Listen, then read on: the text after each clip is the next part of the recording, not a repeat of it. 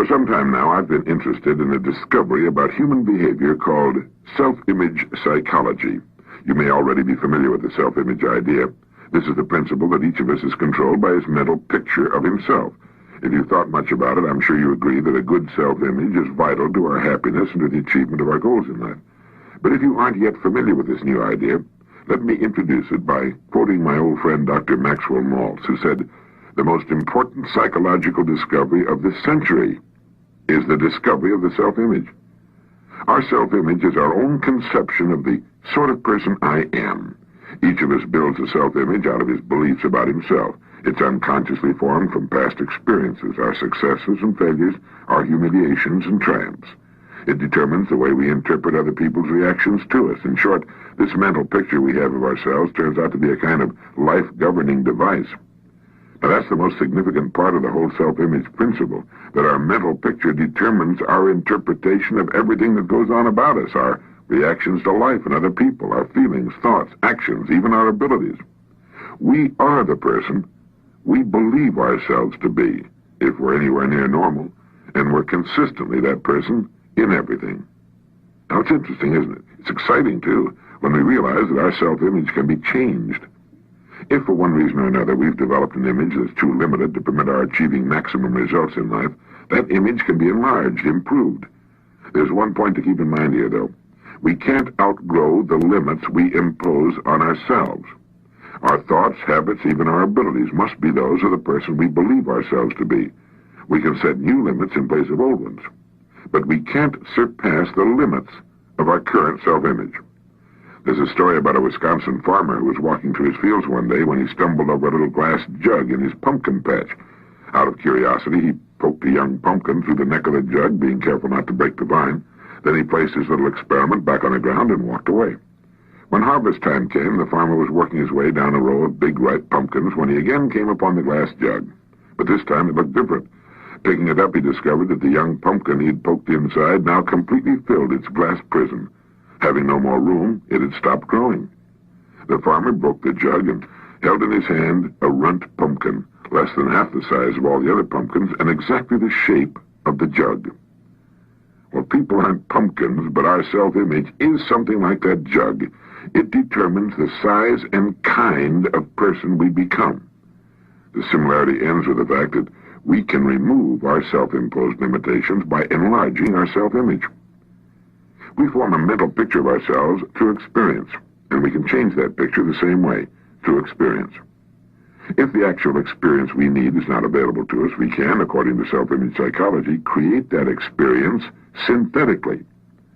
Now, scientists agree that the human nervous system is incapable of distinguishing between actual experience and the same experience imagined vividly and in complete detail. Worry is a good example of this synthetic experience.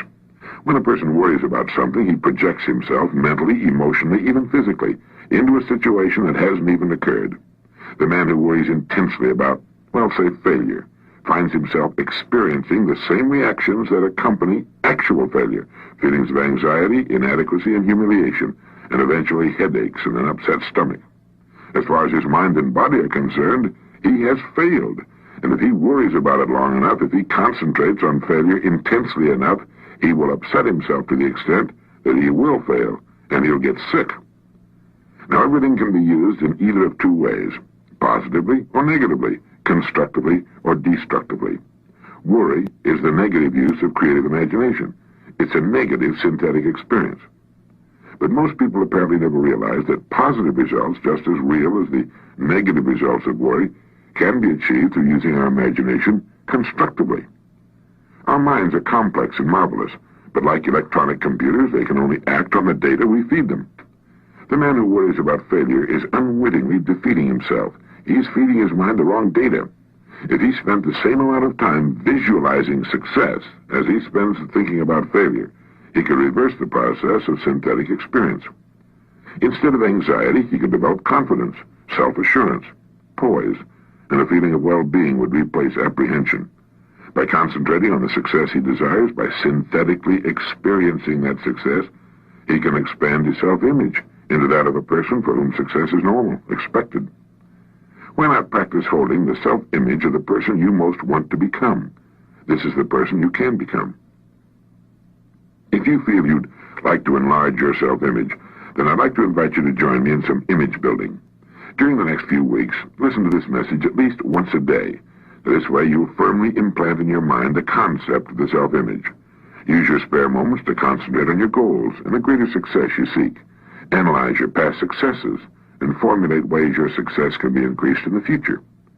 While on the way to work, between appointments, while waiting to see a client, these are all excellent times for directing your attention to positive, constructive thoughts. Put more into the positive use of your imagination than you ever put into its negative use, worry. You're merely reversing the same creative process. Now it's working for you instead of against you.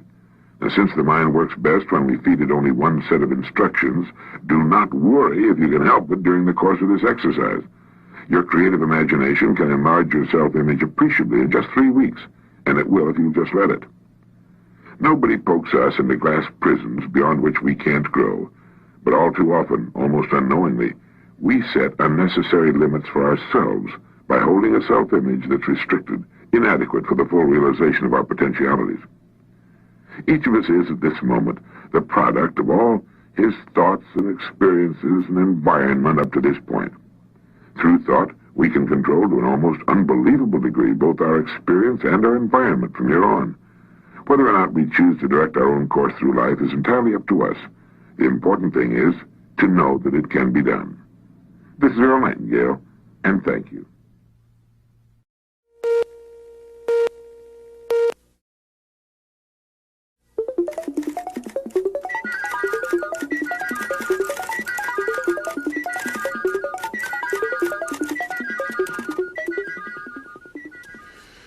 Maybe you saw the news item sometime back about a Canadian farmer who sold his Stradivarius violin for, I think it was in the neighborhood of